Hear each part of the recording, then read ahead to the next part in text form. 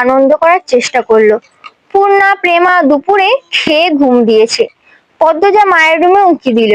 হেমলতা মনোযোগ দিয়ে সেলাই মেশিনে কাপড় সেলাই করছে। আটপাড়ার একমাত্র হেমলতায় সেলাইয়ের কাজ করেন। প্রতিটি ঘরের কারো না কারো পরনে তার সেলাই করা কাপড় আছেই। লুকিয়ে দেখছিস কেন, ঘরে আয়। হেমলতা কথায় পদ্মজা লজ্জা পেল। না আম্মা, কাজ আছে, পানি দিয়ে যা। হেমলতা গজ বাড়িয়ে দেন। পদ্মজা গজ হাতে নিয়ে বলল, আম্মা, ছদকা কোনো মুরগিটা দেবে? হেমলতা গতকাল স্বপ্নে দেখেছেন বাড়িতে আগুন লেগেছে, তাই তিনি ছাদগা দিবেন বলে মনস্থির করেছেন। সকালেই পদ্মজাকে মনের কথা জানালেন। সাদা মোরগটা দিয়ে দিন, মুন্না করিয়াছে। না, প্রতিদিন বিকেল বেলা তো পানি দিতে আসে, কিছুক্ষণ পরই আসবে। হেমলতা আর কথা বাড়ালেন না।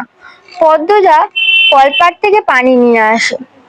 আছরের আয়নার সাথে সাথে মুন্না আসলো। গ্রামে সচ্ছল পরিবার নেই বললেই চলে। হাতে গোনা কয়েকটা পরিবারে সচ্ছলতা আছে। হেমলতার পরিবারটা টিকে আছে হেমলতার ক্ষীণ বুদ্ধি এবং পরিশ্রমের জন্য।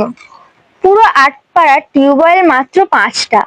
পদ্মজার টিউবওয়েল থেকে পানি নিতে প্রতিদিন অনেকেই আসে, তার মধ্যে নিয়মিত কয়েকজন মুন্না। 10 বছরের একটা ছেলে, মা নেই, বাবা পঙ্গু, সদরে বসে ভিক্ষা করে। পদ্মজা মোরগ নিয়ে কলপাড়ে এসে দেখে মুন্না নেই। একটু সামনে হেঁটে এসে ঘাটে মুন্নাকে দেখতে পেল, ডাকলো, মুন্না। মুন্না ফিরে তাকায়। পদ্মজার হাতে সাদা মোরগ দেখে মুন্না খুব খুশি হয়। পদ্মজা না বললেও বুঝে যায় ছদগা পাবে আজ। মুন্না এগিয়ে আসলো, দাঁত কেলিয়ে ফেললো। হাসিস কেন?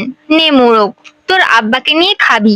মুন্না যে খুব খুশি হয় তা দেখে বোঝা গেল। খুশিতে দগদগ হয়ে মোরগটাকে জড়িয়ে ধরলো। পদ্মজার ঠোঁটে দুটি নিজেদের শক্তিতে প্রশক্তির হাসিতে মেতে উঠল। কি সুন্দর মুন্নার হাসি। পদ্মজা বলল, খুব খুশি হ, দোয়া করি আমরা যেন ভালো থাকি। ক বরাম আপা, আচার খাবি মুন্না? হ, খাইবাম। পদ্মজা আবার হাসলো। মুন্না পেটুক, খাওয়ার কথা শুনলেই চোখ চকচক করে ওঠে। পদ্মজা আচার নিয়ে আসে, মুন্নার সাথে বসে আরাম করে খায়। মুন্না একটু একটু করে খেতে দেখে বলল, আপা তুই খুব ভালো, তাই?